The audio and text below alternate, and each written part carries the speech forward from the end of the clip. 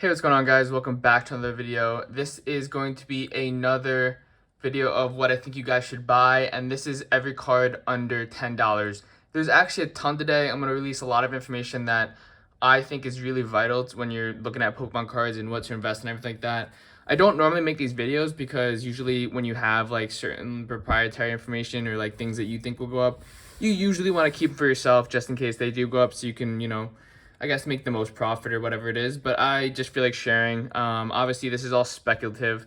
The market has a mind of its own. It does what it likes to do on its own. So this is obviously just my opinion, and we'll see if it actually happens or not. I'll tell you what I paid for these cards, what I think the floor is, and what I think the ceiling is. Obviously, there's no ceiling, of course. It can go however high it is, but probably my selling point, I should say.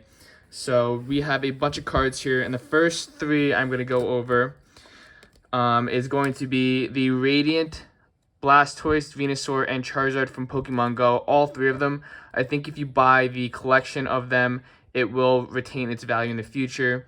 So when you're looking at certain cards, obviously you want to look at rarity, popularity, how high in demand it is. It's like a basics economic class. It's supply and demand. But also it has to do with artwork too. So this is actually the first Radiant Charizard that came out.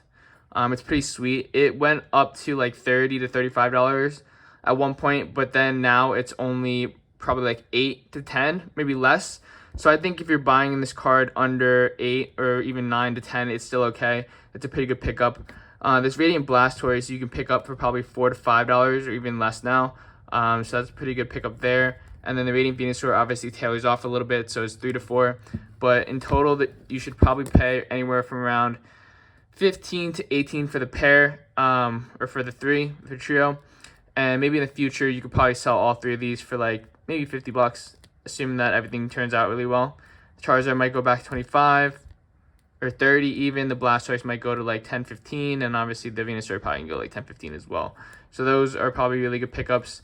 Do I see it increasing anytime soon? Maybe not, but maybe like within the next year or so, it might pick up, which would be pretty nice.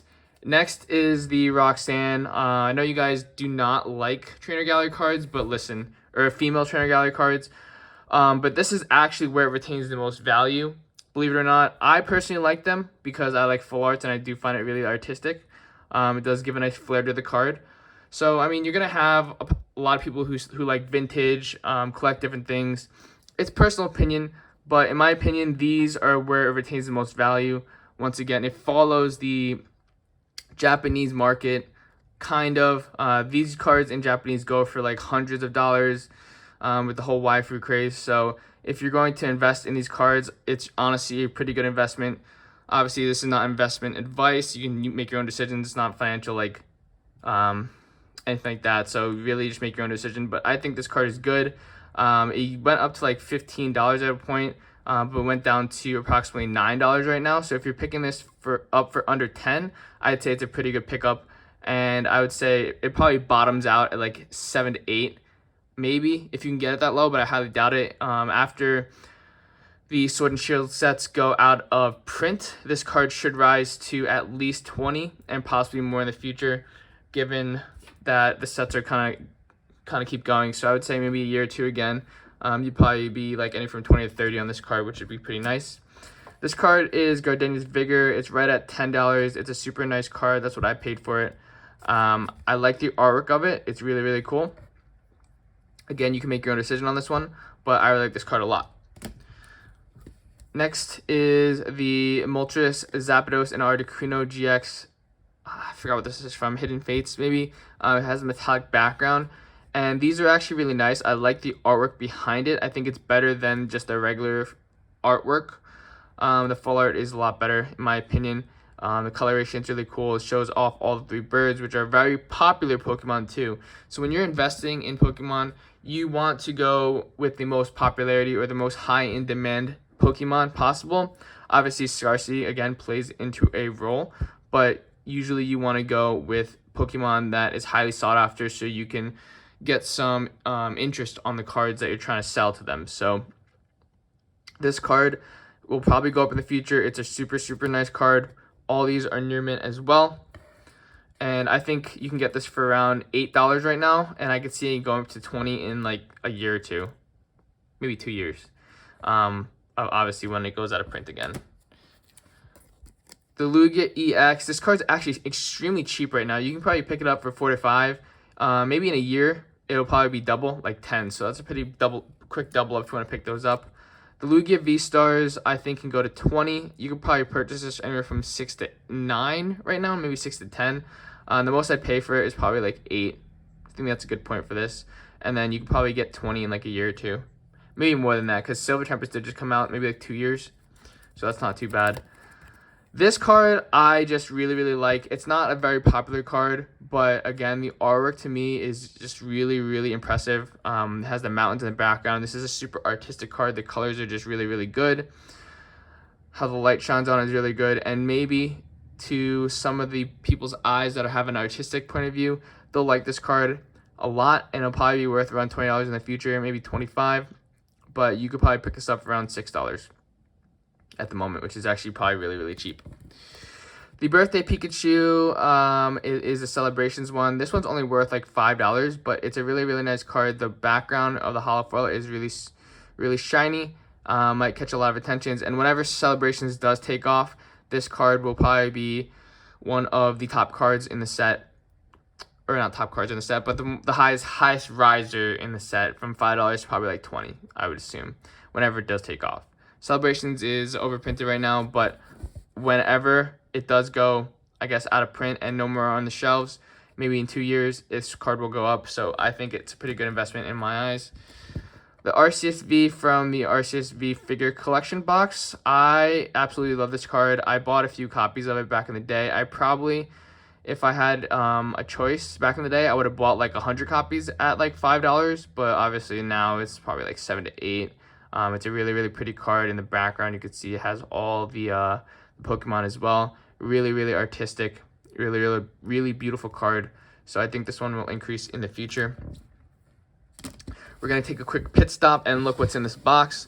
So I actually made a play back about like a month or 2 ago, and I saw an opportunity in the market and I decided to take it. Obviously, you guys probably aren't gonna like this, but I think it is a pretty good buy in my opinion.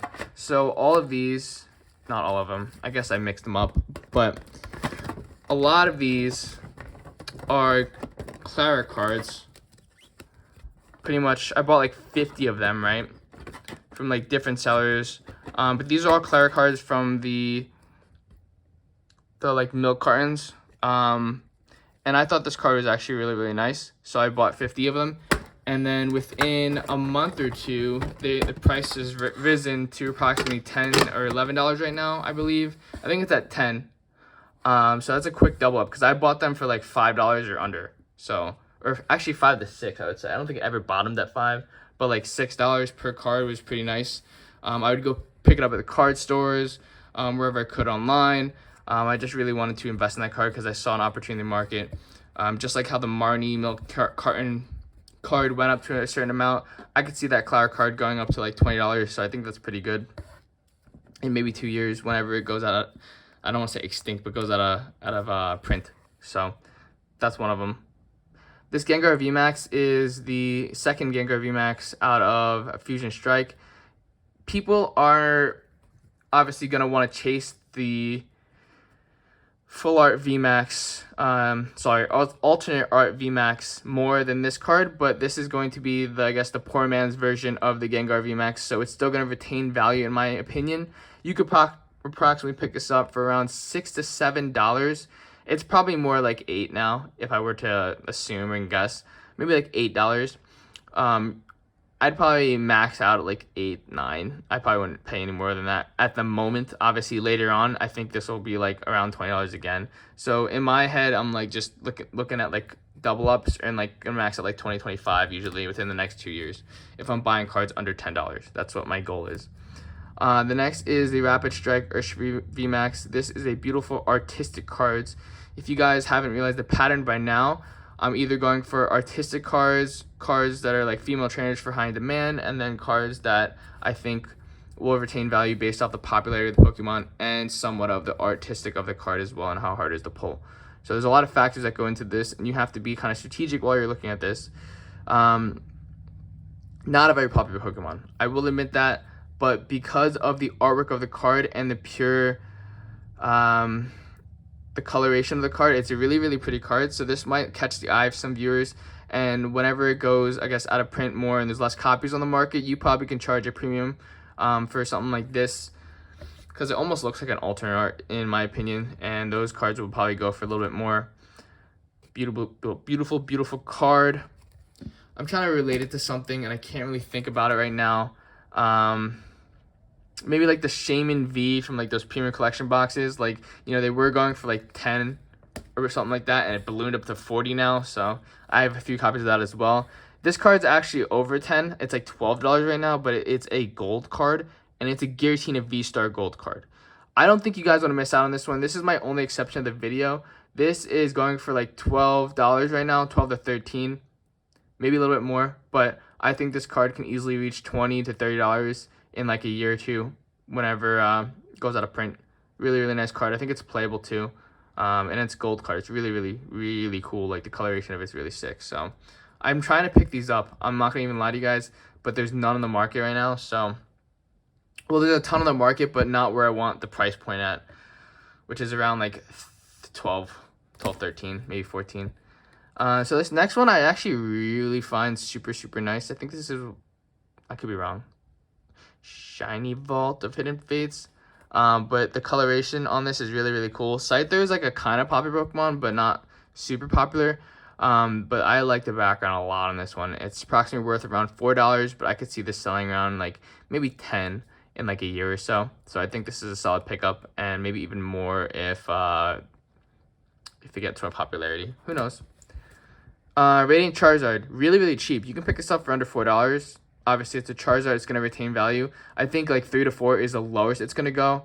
This is from the Crown Zenith set, and I don't see it going any lower than that. So I also am picking up a ton of these cards just for to hold on to. I think it'll increase in value, and I'm pretty sure, like, you know, in 2 years, whenever it goes out of set or out of print again, I think it'll be worth at least 10, especially since it's a Charizard. And I personally love Crown Zenith. I'm a big Crown Zenith fan, so teach his own, right? Pikachu V out of Brilliant Stars, the full art. The mascot of Pokemon, obviously.